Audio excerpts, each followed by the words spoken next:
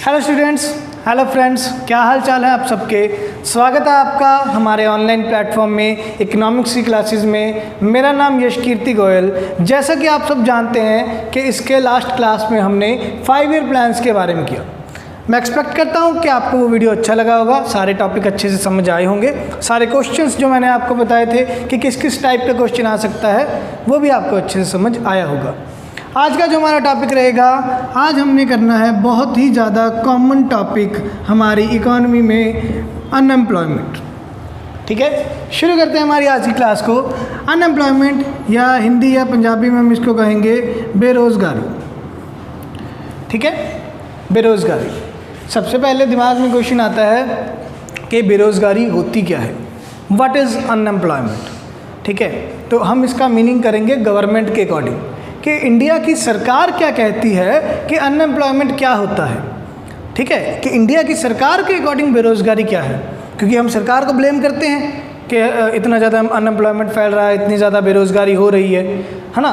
तो सरकार कहती पहले आप बेरोज़गारी का मतलब तो जान लो, तभी आप हमसे क्वेश्चन करोगे। तो बेरोज़गारी का सबसे पहले मतलब समझिए। बेरोज़गारी का मतलब क्या है कि any person who is not having 8 hours daily work for continuously 96 days। ठीक है, क्या कहती है सरकार कि कोई भी पर्सन, कोई भी व्यक्ति जिसको एक दिन में डेली 8 घंटों का कार्य, 8 घंटे का काम नहीं मिल रहा लगातार 96 डेज़ के लिए। ठीक है, मान लीजिए कोई व्यक्ति है, कोई पर्सन है, उसको 96 डेज़ के लिए लगातार हर रोज़ाना 8-8 घंटे का काम नहीं मिल रहा है, तो उसको अनएम्प्लॉयड, बेरोज़गारी की कैटेगरी में रखा जाएगा। ठीक है, जो ये डेफिनेशन है ये प्लानिंग कमीशन के द्वारा, योजना आयोग के द्वारा दिया गया था, और जब योजना आयोग को बदल के नीति आयोग में चेंज कर दिया गया तो नीति आयोग ने भी यही डेफिनेशन को मान लिया कि ठीक है, अनएम्प्लॉयमेंट का यही डेफिनेशन है। ठीक है, अब देखिए सरकार बड़े फंडे से काम करती है, स्कीम से काम करती है। ठीक है, आपने मनरेगा सुना होगा, मनरेगा सुना ना, Mahatma Gandhi national rural employment guarantee act. ठीक है, मनरेगा में मिनिमम कितने दिन लोगों को नौकरी देनी है? 100 दिन के लोगों को 100 दिन नौकरी देनी है। क्यों 100 दिन नौकरी देनी है? कि ये 96 दिनों वाली कंडीशन हमारी पूरी हो जाए और हमारे देश में बेरोजगारी का दर कम शो हो। दिमाग है सरकार का। ठीक है ना, तो ये हो गया मीनिंग बेरोजगारी का। क्या मीनिंग है? कंटिन्यूसली, लगातार 96 डेज के लिए अगर किसी भी व्यक्ति को डेली रोज़ाना 8 घंटे का काम नहीं मिल रहा, उसको बेरोज़गार की, अनएम्प्लॉयमेंट की कैटेगरी में रखा जाएगा। ठीक है, क्लियर है? जो मेन क्वेश्चन आएगा हमें क्वेश्चन पेपर के पॉइंट ऑफ व्यू से या पेपर के पॉइंट ऑफ व्यू से मैं बताऊं, मेन क्वेश्चन जो हमें आता है वो आता है टाइप्स ऑफ अनएम्प्लॉयमेंट के ऊपर, कि अनएम्प्लॉयमेंट के कौन कौन से प्रकार होते हैं। किसी टाइप का मीनिंग पूछ लिया जाएगा। ठीक है, कि टाइप बोल दिया कि ये वाली अनएम्प्लॉयमेंट है, इसका मीनिंग क्या है, नीचे 4 ऑप्शंस हैं ABCD, उसमें से इसका सही मीनिंग बताइए। या क्वेश्चन में मीनिंग दे दिया जाएगा, नीचे ऑप्शंस में ये पूछा जाएगा ये किस टाइप की बेरोज़गारी है। तो इस टाइप के नॉर्मल बेसिक से क्वेश्चन आएंगे, बहुत बेसिक टॉपिक है अनएम्प्लॉयमेंट। तो कंटिन्यू करते हैं लेक्चर को टाइप्स ऑफ अनएम्प्लॉयमेंट के साथ। टाइप्स ऑफ अनएम्प्लॉयमेंट, बेरोज़गारी के प्रकार। टाइप्स ऑफ अनएम्प्लॉयमेंट, बेरोज़गारी के प्रकार। ठीक है, टाइप्स ऑफ अनएम्प्लॉयमेंट।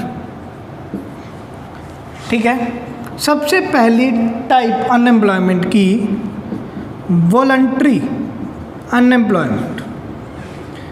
सबसे पहली टाइप अनएम्प्लॉयमेंट की वॉलंटरी अनएम्प्लॉयमेंट। हिंदी में इसको बोलते हैं ऐच्छिक बेरोजगारी। हिंदी में इसको बोलते हैं ऐच्छिक बेरोजगारी, और पंजाबी में इसको बोलते हैं स्व इच्छुक बेरोजगारी। पंजाबी में इसको बोलते हैं स्व इच्छुक बेरोजगारी। ठीक है, अब आप अपने आप से ये क्वेश्चन कीजिए कि कभी ऐसा हुआ है कि हम अपनी इच्छा से, ऐच्छिक बेरोजगारी या स्व इच्छुक बेरोजगारी मतलब हम अपनी मन मर्जी से घर पे बैठे हैं, हम अपनी मन मर्जी से घर पे बैठे हैं, हमारा काम करने का मन नहीं है, हमें काम मिल रहा है, हमें नौकरी मिल रही है पर हम नौकरी पे जाना नहीं चाहते, हम काम करना नहीं चाहते, अपनी इच्छा से हम बेरोजगार हैं। कभी ऐसा होगा? होगा, ऐसा बिल्कुल होगा। कब होगा? जब आपसे जितनी मेहनत ली जा रही है उतना आपको पेमेंट नहीं मिल रहा। ठीक है, तो इसको क्या बोलते हैं? वॉलंटरी अनएम्प्लॉयमेंट कौन सी होती है? जब we are not willing to work on prevailing wage rate. ठीक है, क्या होता है वॉलंटरी अनएम्प्लॉयमेंट? कि हम तैयार नहीं हैं, हमारा मन नहीं मान रहा काम करने के लिए, किस पे? ऑन प्रीवेलिंग वेज रेट, जो भी दिहाड़ी चल रही है, ठीक है, जो भी मजदूरी की दर चल रही है, जो भी वेज रेट मतलब मजदूरी की दर, तो जो भी मजदूरी की दर, जो भी वेज रेट चल रहा है, मैं उस पर काम करने के लिए तैयार नहीं हूँ। ऐसी बेरोजगारी को बोला जाएगा वॉलंटरी अनएम्प्लॉयमेंट या ऐच्छिक या स्व इच्छुक बेरोजगारी। क्लियर है? अब एग्जाम्पल लेते हैं। मान लीजिए एक पर्सन से मजदूरी ली जा रही है और उसको मजदूरी दी जा रही है 200 या 250 रुपये। वो कहता कि भाई कम से कम 300 रुपये लूँगा, इसलिए काम करूँगा, नहीं तो नहीं करूँगा। ठीक है, नौकरी मिल रही है, उसको मिल रही है, कम रेट पे मिल रही है, इसलिए वो नौकरी नहीं करना चाहता। तो इसका मतलब वो अपनी मर्जी से घर पे बैठा है, उसको नौकरी मिल रही है। ऐसी बेरोजगारी को कहा जाएगा वॉलंटरी अनएम्प्लॉयमेंट या ऐच्छिक या पंजाबी में बोला जाएगा स्व इच्छुक बेरोजगारी। क्लियर है? ठीक है, तो ये फर्स्ट टाइप अनएम्प्लॉयमेंट का वॉलंटरी अनएम्प्लॉयमेंट। सेकंड टाइप देखते हैं। सेकंड टाइप क्या है? Second type involuntary unemployment. Involuntary unemployment, ठीक है, हिंदी में हम इसको बोलेंगे अनैच्छिक या पंजाबी में कहेंगे इच्छा दे विरुद्ध। पंजाबी में हम क्या कहेंगे? इच्छा दे विरुद्ध बेरोजगारी, कि इच्छा काम करने की है पर काम ही नहीं मिल रहा। इनवॉलंटरी अनएम्प्लॉयमेंट जो सबसे कॉमन देखने को मिलती है, ठीक है, हमारे देश में भी जो सबसे कॉमन है कि इनवॉलंटरी अनएम्प्लॉयमेंट है। काम करना चाहते हैं, काम ही नहीं मिल रहा, सरकार काम ही नहीं दे रही, गवर्नमेंट नौकरियां नहीं निकाल रही, प्राइवेट पर्सन भी, प्राइवेट कंपनियां भी नौकरियां नहीं निकाल रही हैं। आपकी मर्जी है काम करने की, जो भी मजदूरी दर, जो भी वेज रेट चल रहा है, आप उसी पे काम करने को तैयार हो, पर नौकरियां ही नहीं हैं। ठीक है, मतलब आप काम करना चाहते हो, आपको काम ही नहीं मिल रहा, तो आपकी कौन सी बेरोजगारी है? इनवॉलंटरी, इच्छा दे विरुद्ध बेरोजगारी। इच्छा है आपकी काम करने की पर आपको काम नहीं मिल रहा, तो ऐसी बेरोजगारी को क्या कहा जाएगा? इनवॉलंटरी या अनैच्छिक या इच्छा दे विरुद्ध बेरोजगारी। ठीक है, then third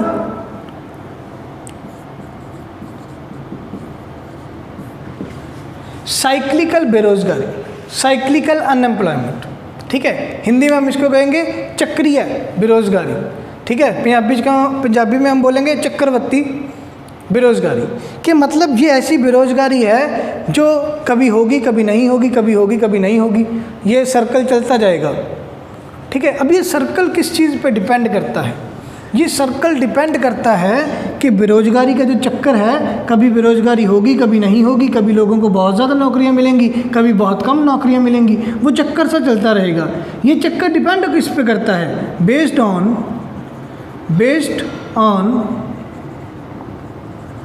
business cycle.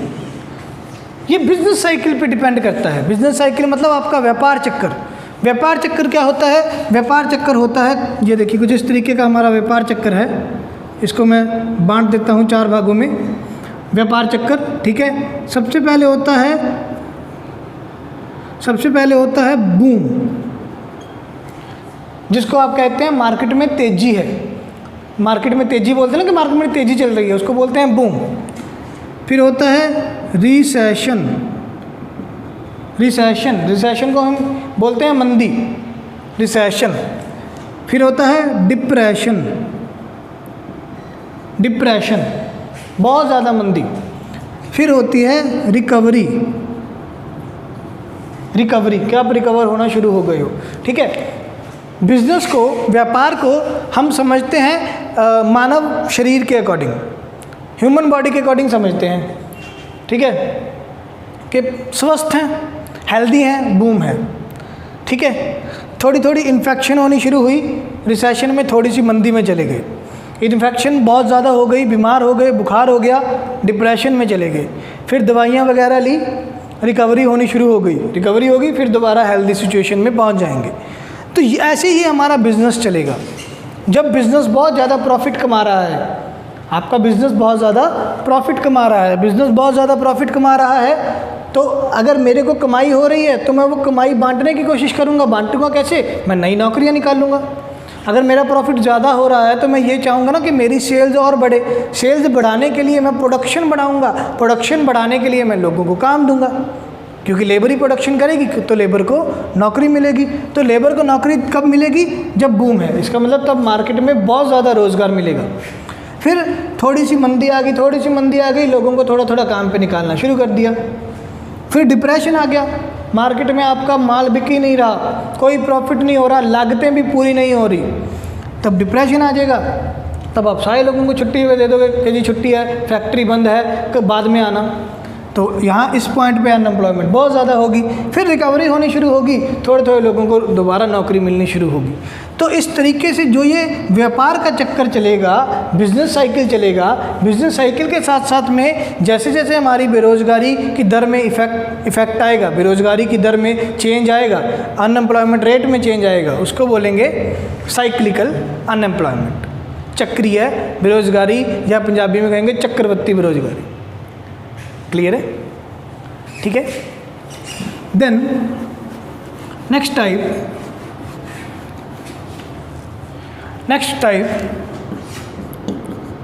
Regional unemployment.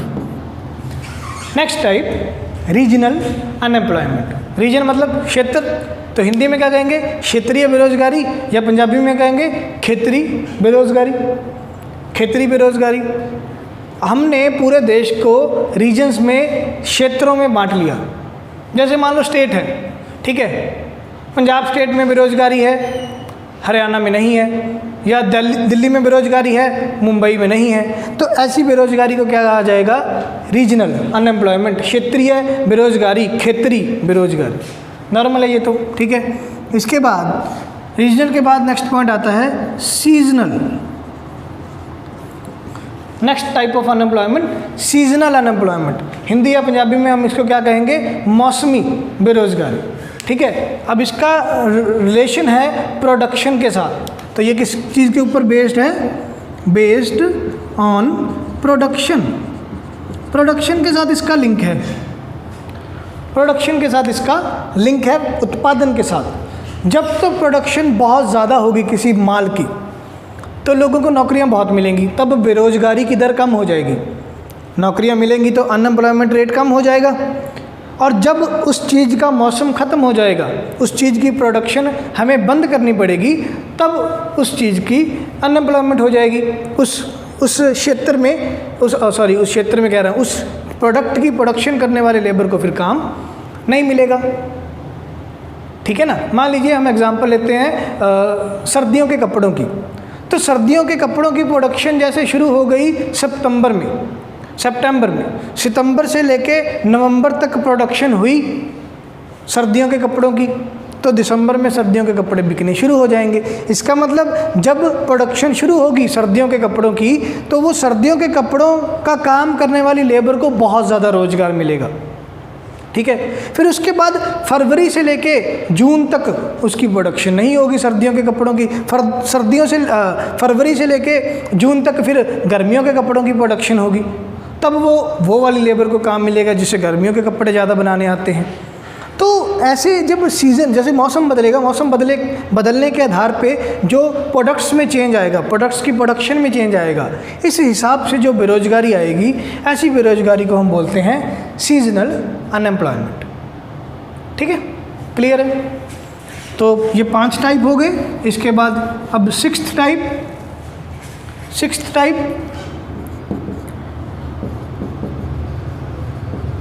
Structural unemployment, structural unemployment, ठीक है।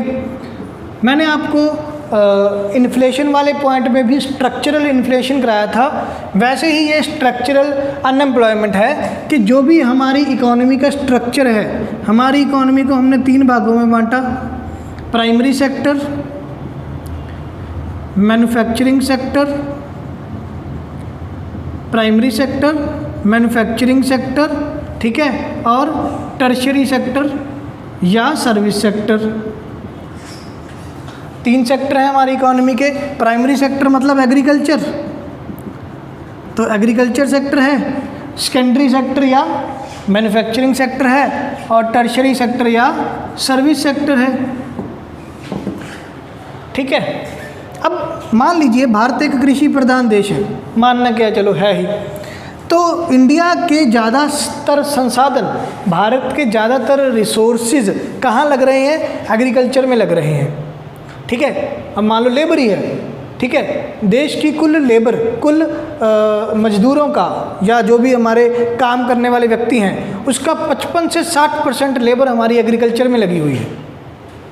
हमारे देश की 55 से 60% लेबर एग्रीकल्चर पे लगी हुई है, ठीक है। तो इसका मतलब हमारे देश के जितने ज़्यादा संसाधन जिस सेक्टर में लगे होंगे, हमें हमारे देश को उसी सेक्टर का नाम दे दिया जाएगा कि जैसे कि प्राइमरी सेक्टर, ठीक है। अब हम मान लीजिए हम अपने देश का स्ट्रक्चर, जो ढांचा है हमारा, जो संरचना है हमारी, स्ट्रक्चरल अनएम्प्लॉयमेंट मतलब जो संरचनात्मक, स्ट्रक्चरल अनएम्प्लॉयमेंट को हिंदी या पंजाबी में कहेंगे संरचनात्मक बेरोजगारी, संरचनात्मक बेरोजगारी, ठीक है, कि आपने अपने इकोनॉमी का ढांचा बदला। अब मान लीजिए मैं अपने अर्थव्यवस्था को एग्रीकल्चर से उठा के मैन्युफैक्चरिंग में लेके जाना चाहता हूँ, या मैं सर्विस सेक्टर में लेके जाना चाहता हूँ, ठीक है, कि मैं मान लो एग्रीकल्चर से निकल के मैं अपने देश को उद्योगी देश बनाना चाहता हूँ, इंडस्ट्रियलाइजेशन लेके आना चाहता हूँ। तो तब क्या होगा, जब मैं अपनी इकोनॉमी का, अपने अर्थव्यवस्था का स्ट्रक्चर चेंज करूँगा, संरचना चेंज करूँगा, तो उसको चेंज करने पे जो बेरोजगारी आई। अब हमें पता है कि हमारे भारत देश की जो मजदूर है, भारत देश का जो मजदूर है वो ज़्यादातर इलिटरेट है, पढ़ा लिखा ज़्यादा नहीं है, ठीक है। तो जो पढ़ा लिखा ज़्यादा नहीं है वो तो एग्रीकल्चर में आ रहा है। अगर देश में इंडस्ट्रियलाइजेशन को ज़्यादा लाया गया तो इंडस्ट्री में तो पढ़े लिखे मजदूरों की ज़रूरत है, ज़्यादातर पढ़े लिखे मजदूरों की ज़रूरत है ना, ठीक है। कम पढ़े लिखे मजदूरों की भी ज़रूरत है काम करने के लिए, पर ज़्यादातर फैक्ट्रीज़ में तो पढ़े लिखे मजदूरों की ज़रूरत है, तो पढ़ा लिखा मजदूर कोई होगा नहीं। या अगर मान लो हम सीधा सर्विस सेक्टर में चले गए, सर्विस सेक्टर में तो चाहिए डिग्रियाँ, सर्विस करनी है तो डिग्री चाहिए, अगर पढ़ा लिखा मजदूर है नहीं तो वो सर्विस कैसे देगा अपनी। तो ऐसे जब हम पूरे अर्थव्यवस्था की संरचना बदलेंगे, उसके आधार पे जो बेरोजगारी आएगी उसको बोला जाएगा स्ट्रक्चरल अनएम्प्लॉयमेंट या संरचनात्मक बेरोजगारी, कि संरचना पे, स्ट्रक्चर में चेंज आने में बेरोजगारी हो रही है। क्लियर है, ठीक है। Then next,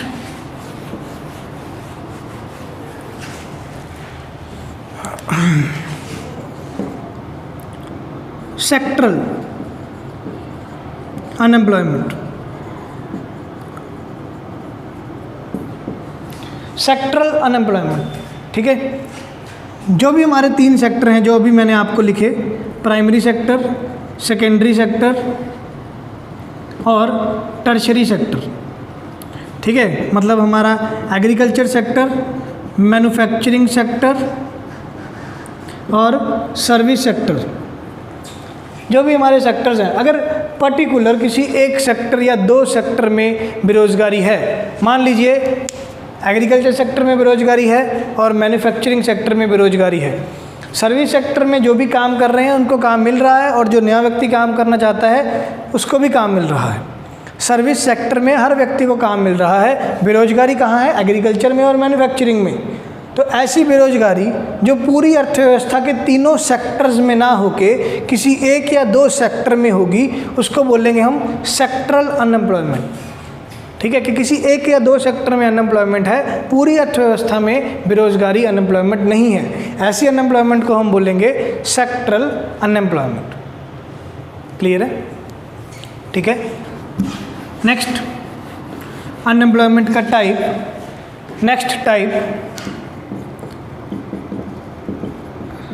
frictional unemployment. Frictional unemployment ये बहुत ज़्यादा इंपॉर्टेंट टाइप है, सबसे ज़्यादा इंपॉर्टेंट टाइप है फ्रिक्शनल अनएम्प्लॉयमेंट, क्योंकि काउंट ये करना चाहिए पर हम इतना इम्पोर्टेंस नहीं देते हैं ये वाली अनएम्प्लॉयमेंट को काउंट करने के लिए। कैसे? ध्यान दीजिए, मान लीजिए कोई पर्सन है ए नाम का कोई आदमी है, ठीक है, वो नौकरी कर रहा है 25,000 रुपये की, मान लीजिए, या प्राइवेट कह दो, प्राइवेट नौकरी कर रहा है। ए नाम का कोई व्यक्ति है, प्राइवेट नौकरी कर रहा है 25,000 रुपये की, ठीक है, पर उसके मन में आ गया कि मैं प्राइवेट नौकरी छोड़ के सरकारी नौकरी करूं, ठीक है। तो मान लीजिए उसने 6 महीने घर पे बैठ के सरकारी पेपर की तैयारी की, पास हो गया, सरकारी नौकरी लग गई, ठीक है। मान लो जब तक ये नौकरी कर रहा था, वो जनवरी में नौकरी कर रहा था, जनवरी के एंड में उसने नौकरी छोड़ दी, 6 महीने बाद, ठीक है, जुलाई या अगस्त में क्या हुआ, उसकी सरकारी नौकरी लग गई, जुलाई या अगस्त में सरकारी नौकरी लग गई, ठीक है। अब इसको क्या कहते हैं कि इसको माना जाएगा बेरोजगार? अगर हम डेफिनेशन के अकॉर्डिंग देखें, डेफिनेशन के अकॉर्डिंग इसको बेरोजगार नहीं माना जाएगा। क्यों? क्योंकि एक साल में 96 दिन काम मिलना चाहिए। डेफिनेशन के अकॉर्डिंग एक साल में 96 डेज़ काम मिलना चाहिए, ठीक है। तो जुलाई से लेके दिसंबर तक तो 5 महीने पड़े हैं, 5 महीने में तो 96 दिन पूरे हो ही जाएंगे, ठीक है। तो डेफिनेशन के अकॉर्डिंग तो ये बेरोजगार नहीं है, पर जनवरी से लेके जुलाई तक जो ये 6 महीने बेरोजगार रहा है, तो ये भी बेरोजगारी। 6 महीने बेरोजगार रहा है, 6 महीने उसको कोई कमाई नहीं हुई है, उसके कोई मांग नहीं की, उसको किसी ने कुछ खाना पीना ढंग का नहीं खिलाया, जो भी उसने अपनी इच्छाएं मारी है, तो ये बेरोजगारी ही ना। तो ऐसी अनएम्प्लॉयमेंट, अब इसका मीनिंग समझिए, फ्रिक्शनल अनएम्प्लॉयमेंट क्या है? ऐसी बेरोजगारी जहाँ पे एक जॉब, एक नौकरी को छोड़ के दूसरी नौकरी को लेने के बीच का जो अंतराल का टाइम होगा, ठीक है, एक नौकरी को छोड़ के दूसरी नौकरी के जो बीच का टाइम होगा, जितनी देर के लिए वो व्यक्ति अनएम्प्लॉयड रहा, जितनी देर के लिए वो बेरोजगार रहा, ऐसी अनएम्प्लॉयमेंट को बोलेंगे फ्रिक्शनल अनएम्प्लॉयमेंट। कि एक नौकरी छोड़ के दूसरी नौकरी को ढूंढने में जितना टाइम लगा, उसके बीच के डिफरेंस वाले टाइम को बोला जाएगा फ्रिक्शनल अनएम्प्लॉयमेंट। क्लियर है? ठीक है। लास्ट टाइप अनएम्प्लॉयमेंट की,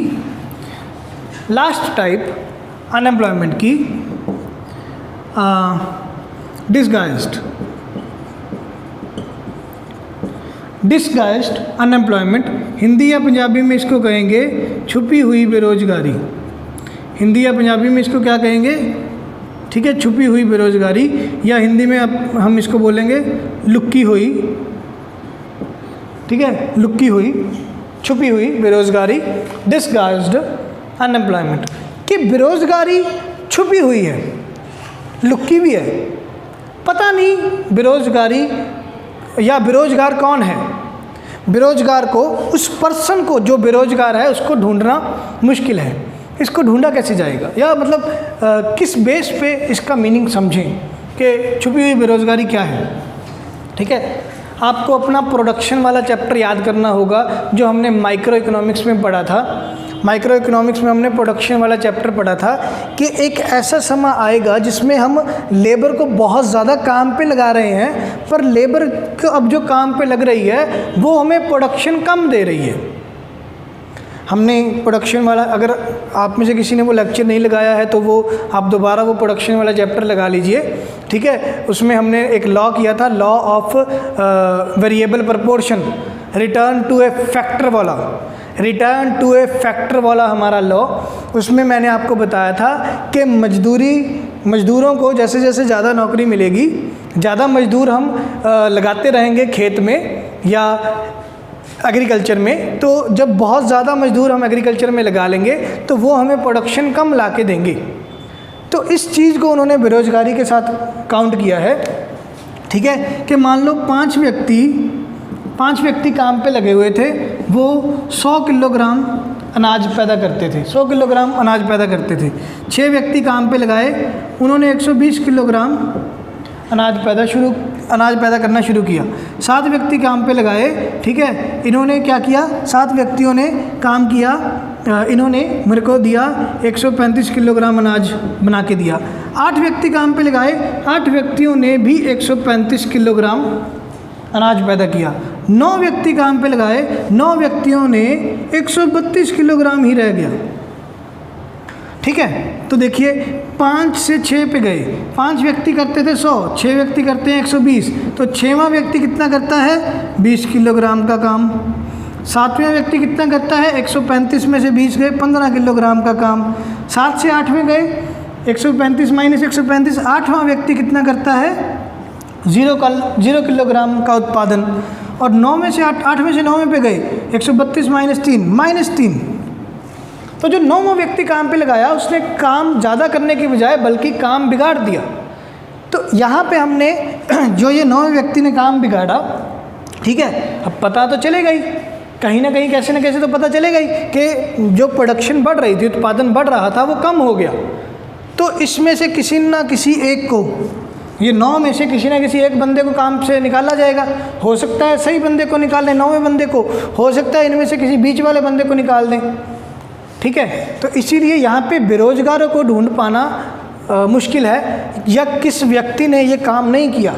अब ये जो 3 किलोग्राम माल कम हो गया, जो प्रोडक्शन कम हो गई, ये हम किस पे ब्लेम लगाएं, किसको पूछें कि भाई ये 3 किलोग्राम का प्रोडक्शन कम हुआ है, ये 9वें की गलती है, 8वें की गलती है, 7वें की गलती है, 6वें की गलती है, ये पहले 5 में से किसी की गलती है। इसीलिए इसको छुपी हुई बेरोजगारी का नाम दिया गया। ठीक है, छुपी हुई बेरोजगारी का मीनिंग का क्वेश्चन आज तक नहीं आया है। छुपी हुई बेरोजगारी का मीनिंग का क्वेश्चन नहीं आया है। छुपी हुई बेरोजगारी का क्वेश्चन आया है कि छुपी हुई बेरोजगारी कौन से क्षेत्र में देखने को मिलती है, in which area the disguised unemployment is found. तो वो मैंने आपको बता दिया, एग्रीकल्चर में, खेती बाड़ी में, कृषि क्षेत्र में। ठीक है, डिस्गाइज्ड अनएम्प्लॉयमेंट, छुपी हुई बेरोजगारी आपको एग्रीकल्चर में या कृषि क्षेत्र में देखने को मिलेगी। ठीक है, तो ये हमारा लेक्चर था अनएम्प्लॉयमेंट के ऊपर। हमने अनएम्प्लॉयमेंट का मीनिंग किया, अनएम्प्लॉयमेंट के टाइप्स किए। एक पॉइंट रह गया कि अनएम्प्लॉयमेंट कौन काउंट करता है, वो मैंने आपको जीडीपी में भी बताया था कि भारत में जितनी भी चीज़ें काउंट करनी हैं, जीडीपी है, नेशनल इनकम है, अनएम्प्लॉयमेंट है, ये वो, जो सिर्फ इन्फ्लेशन एक ऐसा पॉइंट है कि इन्फ्लेशन को कंट्रोल या चेक करेगा आरबीआई इन्फ्लेशन को कंट्रोल या चेक करेगा। बाकी भारत में कोई जनगणना हो रही है, जीडीपी चेक करनी है, नेशनल इनकम चेक करनी है, अनएम्प्लॉयमेंट चेक करना है, ये सारी चीज़ें कौन चेक करता है, central statistical organisation, short form में हम इसको क्या बोलते हैं, CSO। तो भारत में क्या कहते हैं जी, इन्फ्लेशन के अलावा बाकी जितनी भी चीज़ें हैं उनको कौन कैलकुलेट करता है, CSO, सेंट्रल स्टैटिस्टिकल ऑर्गेनाइजेशन। ठीक है, तो ये अनएम्प्लॉयमेंट से रिलेटेड मेन क्वेश्चन है। आप अनएम्प्लॉयमेंट का रेट जानना चाहते हैं तो आप गूगल कर लीजिएगा कि करंट अनएम्प्लॉयमेंट रेट क्या चल रहा है। ठीक है, पर्टिकुलरली टाइप के अकॉर्डिंग नहीं पूछेंगे आपसे कि वॉलंटरी अनएम्प्लॉयमेंट कितना है, अनवॉलंटरी अनएम्प्लॉयमेंट कितना है, स्ट्रक्चरल अनएम्प्लॉयमेंट कितना है, ऐसा नहीं पूछेंगे। टाइप ऑफ अनएम्प्लॉयमेंट का क्वेश्चन आएगा तो वो मीनिंग का क्वेश्चन आएगा। ठीक है, अनएम्प्लॉयमेंट के मीनिंग का क्वेश्चन आएगा, या डिस्गाइज्ड का क्वेश्चन आएगा कि डिस्गाइज्ड या छुपी हुई बेरोजगारी कहाँ देखने को मिलती है, और अनएम्प्लॉयमेंट कौन चेक करता है, CSO चेक करती है। ये आपको क्वेश्चन आएंगे, इजी सा, बहुत इजी टॉपिक है अनएम्प्लॉयमेंट या बेरोजगारी। ठीक है, एक्सपेक्ट करता हूँ कि सारा लेक्चर आपको अच्छे से समझ आया होगा। नहीं कोई पॉइंट समझ आया है दोबारा वीडियो को देखिए, नहीं तो कमेंट सेक्शन में कमेंट कर दीजिए, व्हाट्सएप पे मैसेज कर दीजिए, पर्सनली मुझे कॉल कर लीजिए, आपके सारे डाउट्स को क्लियर किया जाएगा। ठीक है, तब तक के लिए हेल्दी रहिए, सेफ रहिए, हैप्पी रहिए, अपने चारों ओर सेफ्टी और हेल्दीनेस को बढ़ाइए, खुशियाँ बढ़ाइए। तब तक के लिए अलविदा लेता हूँ आपसे, अगली क्लास में मिलेंगे। Goodbye, take care.